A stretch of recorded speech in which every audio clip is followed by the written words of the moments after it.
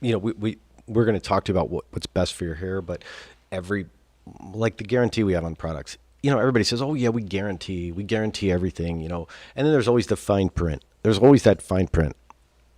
For a while, about 5 years ago, we switched to having other brands along with our brand for sale. So we were selling a Redken and Pureology. Great products. We had them in our salon, and we were selling them in addition to our line. And there was this, we had forever had this 100% guarantee, always and forever, with our products, meaning that you could buy a bottle of shampoo or conditioner, go home, use it for a year, finish the bottle, empty it, and come back to us in a year and say, I didn't like it, and get a refund for that product. A refund. You could exchange it too, but you could get a refund for that product. We had always had this. In fact, we had a woman who a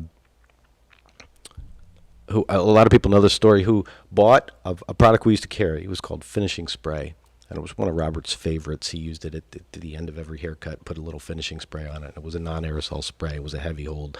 And at the time, we had black and gold bottles. This is in the 80s, and it was when you had the grocery store sticker labels that you would stick on the bottom of every product. And this woman in the early 2000s came back with a bottle of finishing spray that was empty and said, I didn't like it. And the girl, we were still selling the product at the time, the girl at the front desk didn't recognize the bottle because we had changed the packaging, but it was still finishing spray. In the computer, we were then selling it for, I think, $12 or $13. When she bought it, we didn't know this because it wasn't even in the computer from the old days. She exchanged it she refunded her $12 or $13. We looked at the bottom of the bottle after she left, and it said she bought it for $7.35, and she got 12 something back.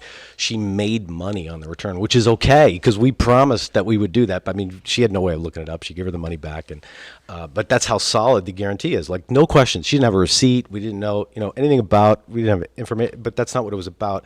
Our promise, our guarantee was that. So people say, oh, well, how could you do that? People are going to abuse that. But listen, for the few that might, it's not worth it to the many that, it makes a difference for, that they don't have to worry about having a receipt, or they don't have to have a cabinet full of product that they don't use and don't like under their counter that just sits there and does nothing. Because how many products do you buy that you don't ever use and you don't like, and you can't bring it back because you don't have the receipt still, or you don't want to make the story up about why you didn't like it, or you think you used too much of it, or you're outside of the window. So when we were carrying Redken and Pureology, then we didn't want to have to change our policy, but we found out that with Redken and Pureology, going back to our vendors who we buy it from, they told us there was a window that we had to stay within to return any product. So if somebody returned a product to us, we couldn't return it to them unless we were inside of that window. So it kind of messed up our. It was a disruption to who we are. So that was one of the reasons also in us, saying, hey, we're not going to, we can't continue that relationship. So that wasn't a successful venture for us, but it was something we tested out. But for us, we want to be able to offer those to people to say, hey, listen, even the work that we do behind the chair, if you don't love it, you got to be happy. You got to love what we do. We want you to be around for a long time, not just, for that one shot, like the guy used to do many years ago, get them in for that $200 or $300 service and never see them again. We want people around to be their hair salon for life. So, with products the same way. So for us to be able to offer that, I know I'm kind of off track here and talking about us, but it is what's different about us. And for industry-wide, like, why don't businesses or why don't salons, I know they go, well, we'd never be able to afford it. We couldn't stay in business if that's the case. But I think for the most part, people are going to be honest. And there are some that aren't, and that's going to happen. That's a cost or a part of doing business. But, being able to tell people, like, look, if you don't love it, it's okay.